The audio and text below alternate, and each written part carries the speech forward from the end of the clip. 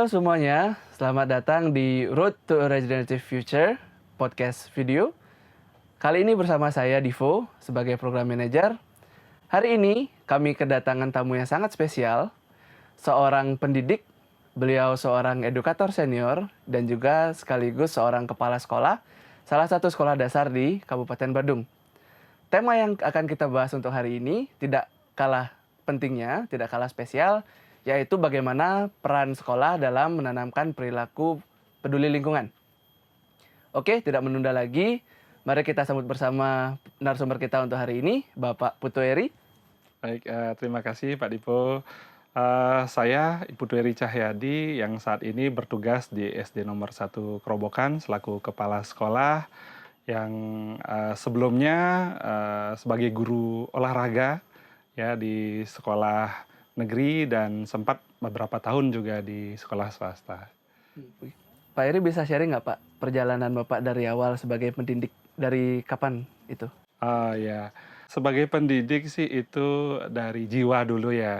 Kebetulan saya memang suka anak-anak. Ya, ketika SMA itu saya pilih SMK sebenarnya jurusan elektronika komunikasi. Namun dari minat itu rasanya kok lebih suka ke pendidikan gitu ya. Akhirnya memutuskan untuk mengambil kuliah di jurusan pendidikan, di jurusan pendidikan olahraga kesehatan ya di Undiksa Singaraja.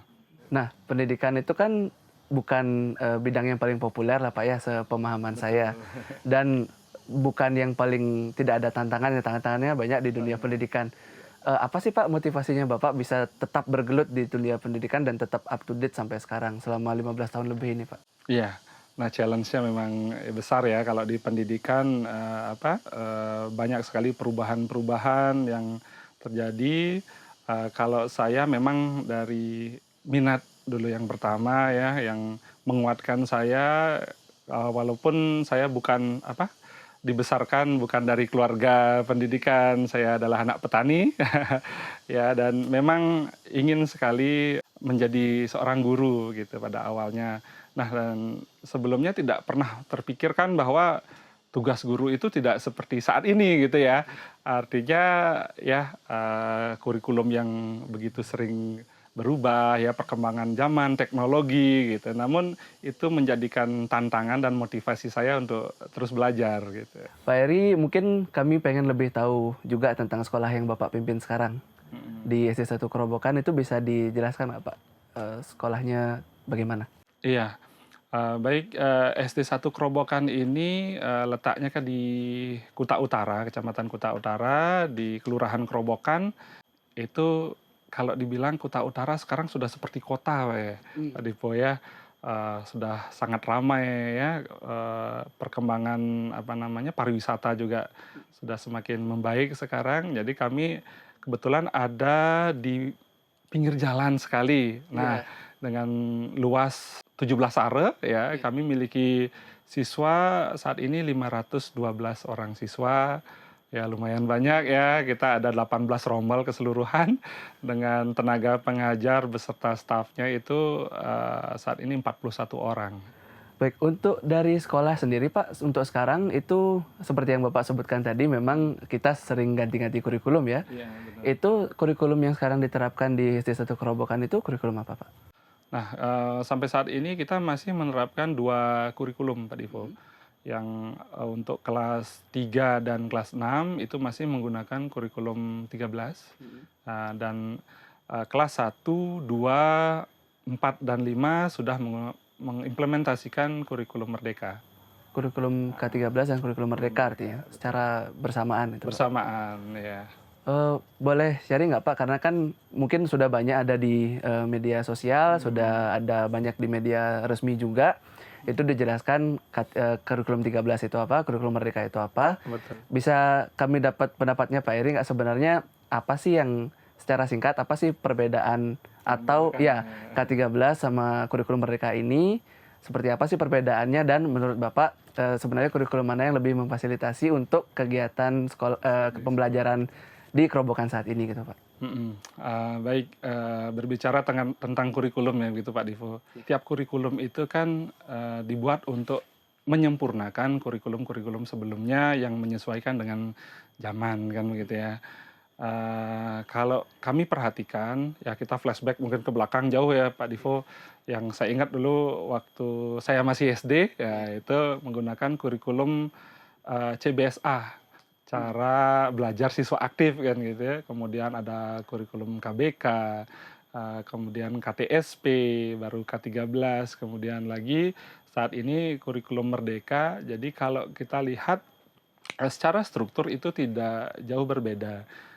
Di mana memang dari setiap kurikulum itu untuk pengembangan kompetensi siswa. Namun yang perlu digarisbawahi di sini di kurikulum Merdeka itu sudah sekarang lebih banyak memporsikan tentang pendidikan karakter. Ya di kurikulum 2013 atau K13 juga sudah ada. Ya namun di kurikulum Merdeka ini memang dikhususkan dia di kegiatan kokurikuler. Nah dan pengembangan pembelajaran pun strukturnya kalau di K13 itu masih tertata rapi ya, didesain, disusun itu oleh pemerintah dan masih apa ya baku gitu. Kemudian yang kurikulum Merdeka ini tuntutan memang lebih banyak kepada sekolah untuk menyesuaikan kembali agar kurikulum itu dapat digunakan sesuai dengan kebutuhan ya, sesuai dengan karakteristik sekolah, karakteristik anak, aset sekolah dan lain sebagainya gitu. Jadi guru dituntut untuk lebih berinovasi ya. Jadi ini lebih fleksibel gitu. Di kurikulum yang baru ini, Pak? Kurikulum yang baru. Ya kalau dibilang plus minusnya pasti ada gitu ya, tetapi untuk relevannya gitu sesuai dengan perkembangan zaman, teknologi itu kurikulum Merdeka masih lebih baik saat ini. Yang kami rasa di S1 Kerobokan. Iya. Gitu. Itu kan unik ya per sekolah-sekolah juga, Pak ya. Betul. Iya. Nah, tadi Bapak kan sempat menyebutkan bahwa sekarang untuk kurikulum Merdeka itu lebih mementingkan pendidikan karakter.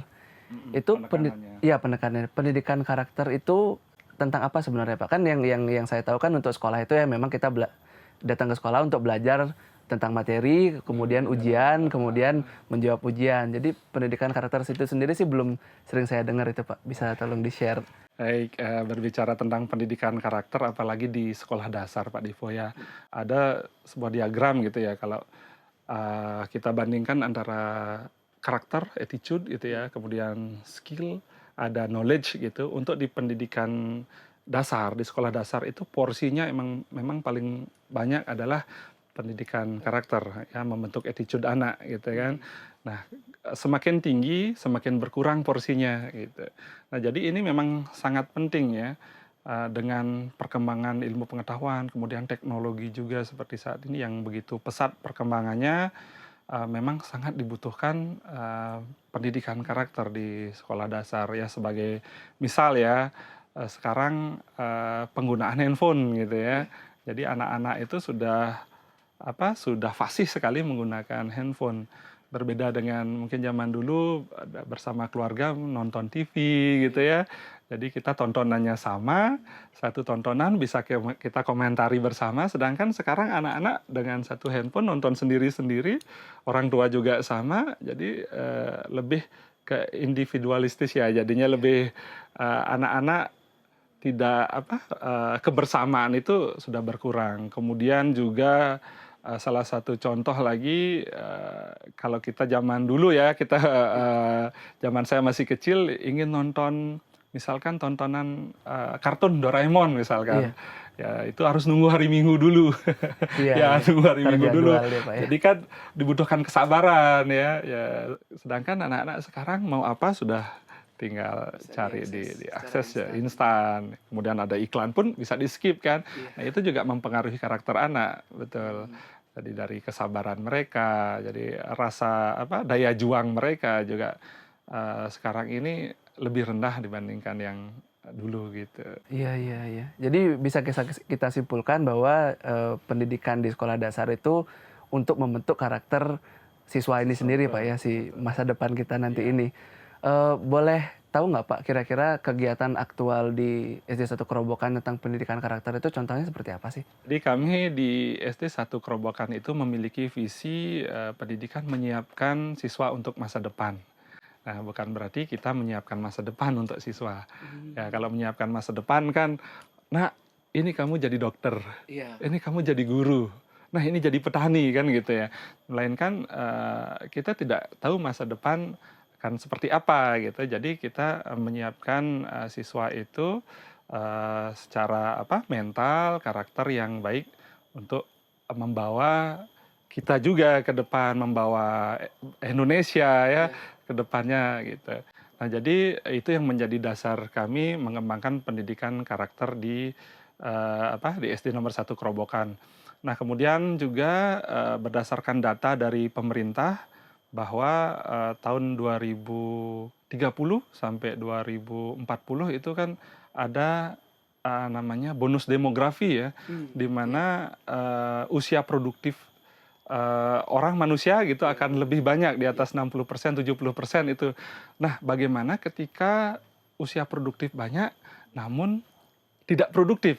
Nah, itu menjadi dasar pemikiran kami juga, menjadi sebuah PR yang besar ke depannya, gitu. Jadi, pendidikan karakter inilah yang paling penting. Kemudian kami juga mengutip dari pernyataan Charles Darwin ya, yang mengemukakan teori revolusi bahwa orang yang mampu bertahan juga bukan orang yang paling kuat kan gitu ya, bukan orang yang paling rajin, melainkan orang yang mampu beradaptasi dengan lingkungan. Nah, adaptasi inilah dibutuhkan karakter-karakter yang disiplin, tanggung jawab, pekerja keras gitu Pak Divo.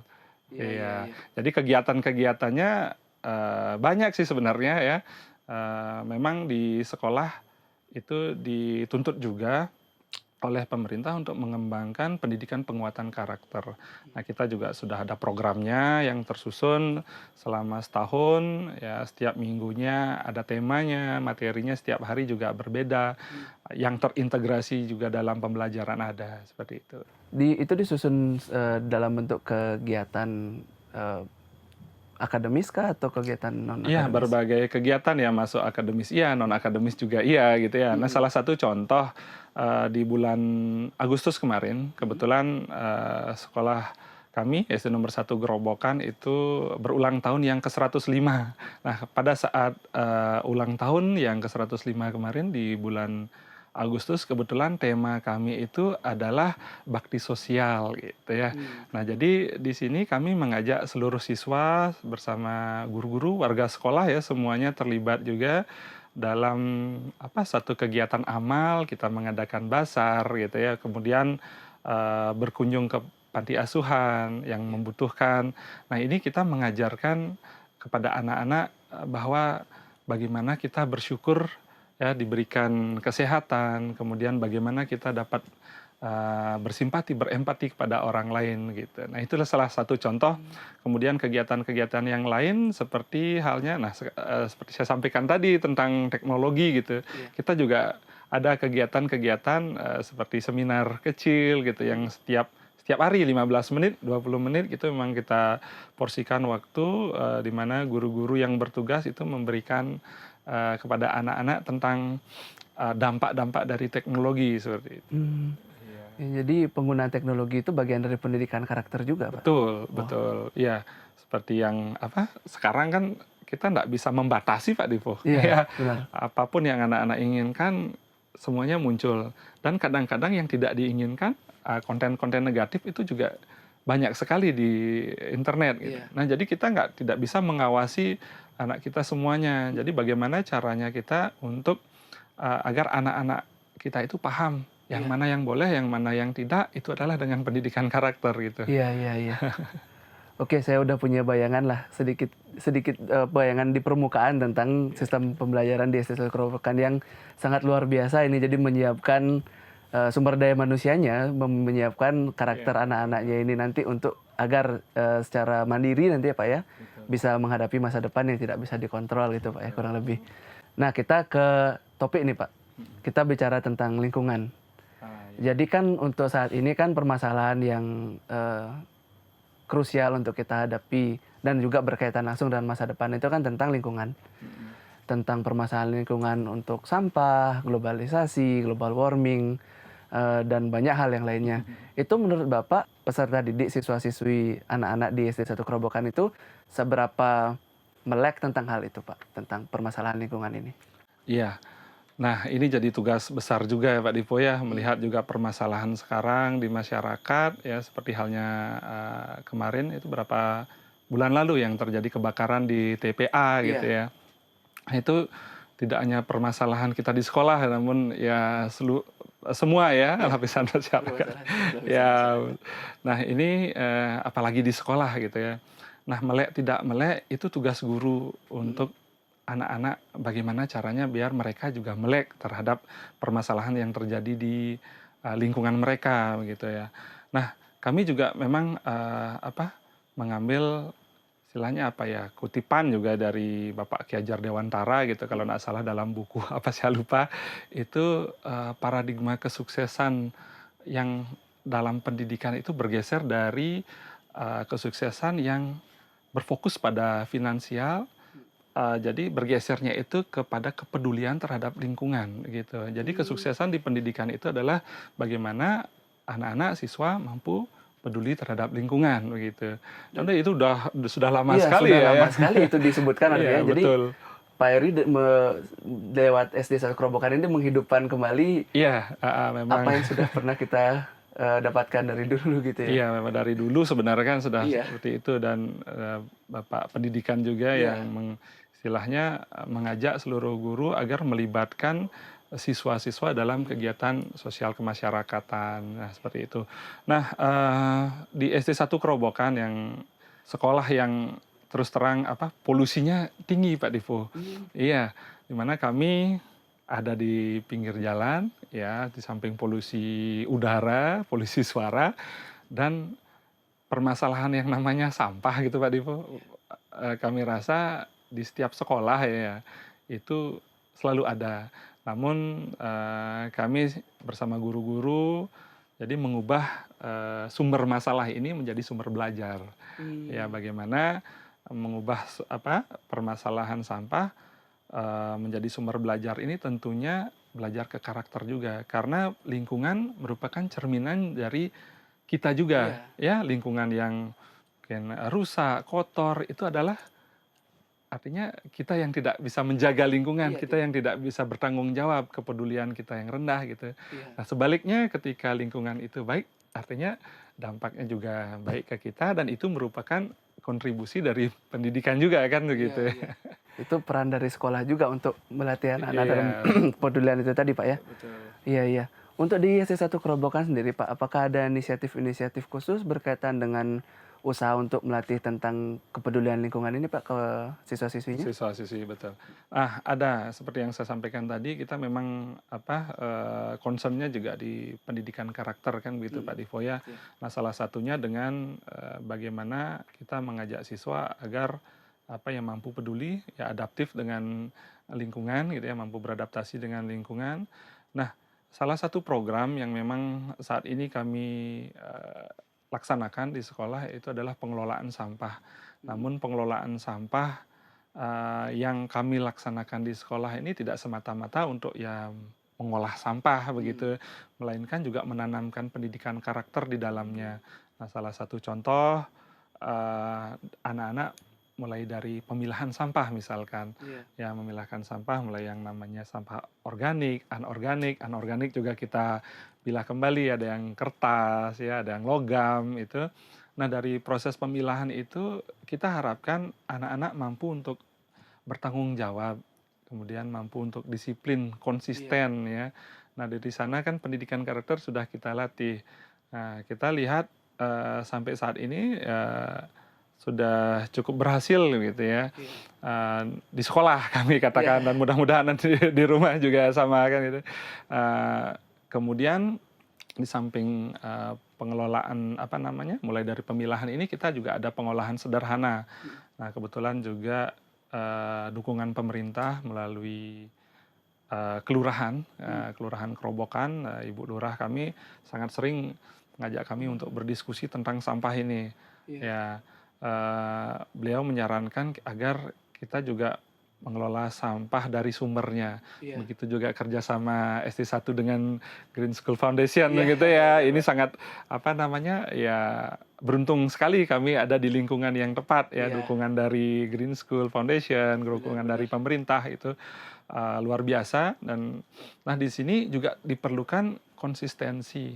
Tidak hanya anak-anak kan, berarti guru, warga sekolah keseluruhan itu juga harus sadar Iya. untuk bagaimana kita melaksanakan program yang baik ini. Hmm. Nah, kemudian pengolahan sampah sederhana yang kami buat di sekolah, di samping sampah organik, dedaunan menjadi kompos. Iya. Itu juga ada anak-anak kita ajak, kita latih untuk mengolah sampah anorganik, sampah plastik, misalkan dari botol, membuat barang-barang yang bisa digunakan kembali gitu. Iya. Itu juga melatih karakter anak sebenarnya ya, melatih skill mereka, motorik halusnya, Iya. motorik ya, sensoriknya mereka gitu. Kebetulan di SD dalam kurikulum itu juga harus dikembangkan. Sudah gitu. terintegrasi gitu, Pak. Terintegrasi. Nah, walaupun kegiatannya kesannya terpisah, tetapi Iya. ini saling mendukung Iya. gitu ya. Ke program lain lagi, kita ada kerjasama dengan bank sampah juga. Hmm. Nah, dengan bank sampah ini harapannya gitu ya, dari apa yang anak-anak pelajari di sekolah, mereka juga bisa implementasikan di rumah. Hmm. Ya, ada kontribusinya di rumah mereka Iya. untuk mempengaruhi keluarga, orang tua, adik, kakak mereka ya. Plastik ya, botol plastik, itu benda-benda yang memang sudah tidak terpakai, itu anak-anak bisa jual melalui bank sampah. Nah, jadi kami juga mengajak anak-anak untuk menghargai, oh ini bisa bernilai gitu ya. Nah, tapi di samping pendidikan karakter dan pengelolaan sampah ini kita juga sebenarnya mengacu untuk ke standar kelulusan SKL. Hmm. Nah, kalau di kurikulum ada SKL, standar kelulusan, yang apa namanya, yang saat ini di kurikulum Merdeka itu adalah literasi, numerasi, dan core values-nya adalah di pendidikan karakter ini, di profil pelajar Pancasila gitu. Seperti apa, misalkan di bank sampah gitu ya Pak Dipo ya, kita tidak hanya mengajak anak timbang kemudian jual, tidak, tetapi dalam proses menimbangnya itu juga ada proses belajar juga. Iya. Ya, salah satu contoh kemarin di anak-anak kami di sekolah, kita ajak menimbang, melihat satuan yang ada dalam timbangan itu, mereka terpikir, oh ini kilogram memang dipakai di Indonesia, tapi ada satuan yang lain ternyata di Oh, dalam iya. timbangan, ada LB. Oh ya, dia Iya. terpikir gitu, lebs gitu kan. Iya. Oh, ini nggak lazim dipakai di Indonesia. Jadi mereka sudah berpikir global berarti ya, apa namanya, berpikir kritis gitu ya. Kemudian guru kami mengajak, oh ya betul juga. Berarti timbangan ini nggak dibuat di Indonesia kayaknya, atau digunakan di Iya. negara lain juga. Ayo kita lihat gitu. Berpikir Ternyata kritis, Pak. dilihat, oh ternyata ini made in China gitu ya. Ada Cina, di mana sih Cina? Oh, Iya. dari sana proses mengajak anak-anak untuk berpikir lebih kritis, berwawasan luas gitu, rasa ingin tahunya lebih ya, seperti sana arah. Jadi pembelajaran dari pengelolaan sampah yang sederhana ini aja Pak Dipo. Iya, Pak. Jadi dari inisiatif untuk sebenarnya mengajarkan anak untuk peduli lingkungan juga, tapi nggak semata-mata yang didapat Hanya kepedulian peduli terhadap lingkungan, lingkungannya, ada betul. pendidikan karakter juga, Betul. ada akademis juga yang bisa Betul. diintegrasikan di dalam itu, Pak ya. Iya. Oke, tadi menyela sebentar nih Pak. Tadi sempat Bapak sebutkan profil Pancasila. Itu tentang apa, Pak? Nah, profil pelajar Pancasila ini tentang karakter ya, jadi menjadi core values-nya di kurikulum Merdeka ini ya. Bertakwa kepada Tuhan, kemudian kreatif, kemudian ada gotong royong, mandiri, ya, berpikir kritis, ya, bernalar kritis gitu ya. Nah, itu yang memang ingin dikembangkan kepada anak-anak sekarang gitu. Namun dulu juga ada sebenarnya gitu ya, di kurikulum 2013 itu di kompetensi inti yang pertama itu bertakwa kepada Tuhan memang ya. Yang kedua itu pengembangan sosial, yang ketiga di pengetahuan, dan yang keempat keterampilan. Namun itu terintegrasi dalam semua kegiatan pembelajaran intrakurikuler. Namun yang di kurikulum Merdeka ini dikemas dalam kegiatan kokurikuler, itu disebut P5. Iya. proyek penguatan profil pelajar Pancasila. Gitu. Kokurikuler itu artinya apa, Pak? Kokurikuler ini kan kita ada intrakurikuler. Iya. Nah, intrakurikuler ini adalah pelajaran-pelajaran yang harus kita pelajari, gitu, pelajaran Pak. wajib dalam kurikulum. Nah, kokurikuler ini mengembangkan atau memperdalam lagi apa yang dipelajari di intrakurikuler melalui kegiatan-kegiatan proyek. Oh. Nah, yang di kurikulum Merdeka ini kan penguatan profil pelajar Pancasila tadi, ya, yang bertakwa kepada Tuhan, yang itu, kemudian berakhlak mulia. Nah, itu dimensi-dimensi itu yang kita tanamkan atau kembangkan di kegiatan kokurikuler ini. Iya. Gitu. Dan ada ekstrakurikuler ya, pengembangan minat dan bakat kan gitu ya, yang kegiatan itu. olahraga dan seni gitu, Pak ya. Oke, jadi melalui di kurikulum Merdeka, melalui penerapan kegiatan-kegiatannya itu diharapkan nanti siswa-siswinya punya kualitas-kualitas itu tadi, Pak. Kualitas-kualitas profil pelajar Pancasila itu tadi. Nah, dalam ini mungkin bisa saya jelaskan sedikit tentang profil proyeknya itu ya. Jadi proyeknya ini juga tiap sekolah itu berbeda. Ya, berdasarkan karakteristik sekolah, aset sekolah, yang kebutuhan sekolah juga. Nah, salah satu misalkan dimensi mana nih yang perlu dikuatkan saat ini untuk anak-anak. Nah, masing-masing kelas ya sekarang kan sudah ditentukan berdasarkan fase ya. Fase A itu kelas 1 dan kelas 2.